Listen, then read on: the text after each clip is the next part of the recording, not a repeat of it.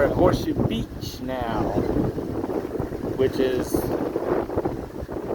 pretty far east from Perry. We went on a little excursion. It's definitely picking up now. You can see the waves.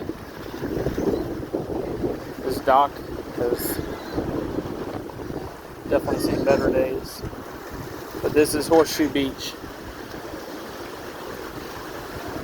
And this is the beginning of Hurricane Helene, I guess you would say.